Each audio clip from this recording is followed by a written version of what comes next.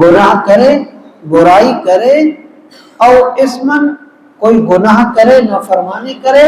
ثم یرمی بہ بریئا، اور وہ پھر اس کا الزام ڈال دے کسی اور پر، کسی بے گناہ پر، یعنی کیا تو صحیح گناہ اس نے، خود الزام ڈالا کسی اور پر، بدنام کیا کسی اور کو، تو فرمایا فَقَدِ احْتَمَلَ بُهْتَانًا وَإِثْمًا مُبِينًا، تو اس نے بہت ہی بڑا بہتان یعنی کہ الزام لگایا، اور یہ بہت ہی بڑا گناہ ہے، یہ کھلا گناہ ہے۔ یہ جو آیتیں ہیں اس میں جو چیز سمجھائی گئی وہ یہ ہے کہ انسان جب کوئی برائی کرے گا تو وہ برائی اس انسان پر پڑے گی، اور کسی کی طرفداری، الزام لگانا کسی پر، اور جیسے کہ چونکہ توما کی قوم نے سب نے آپس میں مشورہ کیا تھا کہ ہم اس طرح سے جھوٹی قسم کھا کے الزام لگائیں گے، تو اس چیز کو یہاں پر کیا گیا کہ کوئی اس طرح سے جب طرفداری کرے گا، کسی اور پر گناہ ڈالے گا، تو اس نے بہت برا کام کیا، حالانکہ جس پر الزام لگایا گیا تھا وہ یہودی تھا، مسلمان نہیں تھا، لیکن پھر بھی یہاں پر اسی حوالے سے چیز سمجھائی گئی کہ جو بندہ کسی اور کے اوپر ڈالے گا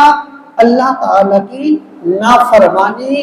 اور اللہ تعالیٰ کی ناراضگی کا یہ سبب ہے، اس چیز سے بچنا چاہیے۔ تو یہ جو چیز ہے اسلام کی سب سے بہترین ایک صورت ہے کہ اللہ تعالیٰ نے قرآن کریم کے اندر اگر ایک یہودی کے حق میں آیت نازل کی ہے جو اللہ کو مطلب اللہ تعالیٰ کے رسول کو نہیں مانتا، اللہ کی وہ فرما برداری نہیں کرتا، اسلام پر عمل نہیں کرتا، اللہ کے نازل کیے ہوئے دین کو نہیں مانتا، اللہ تعالیٰ نے اس کے لیے بھی یہ چیز نازل کی، اس کے حق میں بھی یہ چیز نازل کی کہ اس طرح سے اگر کسی یہودی پر بھی جھوٹا الزام لگایا جائے، اللہ قرآن میں آیت نازل کرے کہ حق کا ساتھ دو اور جھوٹ سے اجتناب کرو، جھوٹ سے دوری اختیار کرو، یہ اسلام کا بہت بڑا اصول ہے۔ اور احادیث مبارکہ میں بھی بہت ساری ایسی روایتیں موجود ہیں۔ ایک روایت یہ بھی ہے، فرمایا کہ نبی کریم صلی اللہ علیہ وسلم نے ہر وہ جان جسے ظلماً قتل کیا گیا، مراد یہ ہے کہ کوئی بھی قتل کیا جائے جب، تو اس کا گناہ حضرت آدم علیہ السلام کے بیٹے پر جائے گا۔ وہ جو حابیل اور قابیل دو بھائی تھے نا، سب سے پہلا قتل جس نے کیا تھا، تو وہی بتایا جا رہا ہے کہ اس کا گناہ حضرت آدم علیہ السلام کے اس بیٹے پر جائے گا، کیونکہ اس نے قتل کا یہ طریقہ بنایا تھا۔ تو ایسا گناہ کہ جو چل پڑے آگے اور لوگ اس کے پیچھے چلے، یا ایسا کوئی بھی عمل جو گناہ کا ہو، نافرمانی کا ہو، اور لوگ اس میں پڑے اور کوئی ایسا طریقہ اختیار کرے جس کی وجہ سے لوگ گناہوں میں پڑے،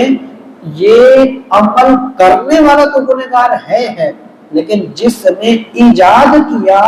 اس کے لیے بھی گناہ ہے۔ اور ایک چیز اور بھی ہے، حضور سید عالم صلی اللہ علیہ وسلم نے ارشاد فرمایا، جس نے اسلام میں کوئی اچھا طریقہ نکالا، اس کے بعد اس پر عمل کیا گیا، تو عمل کرنے والے کے ثواب میں کوئی، یعنی جو عمل کرنے والا ہے اس کے ثواب کی مثل ثواب اس بندے کے نامہ اعمال میں بھی لکھا جائے گا جس نے وہ طریقہ ایجاد کیا۔ اور فرمایا کہ اگر کسی نے اسلام میں کوئی برا طریقہ جاری کیا تو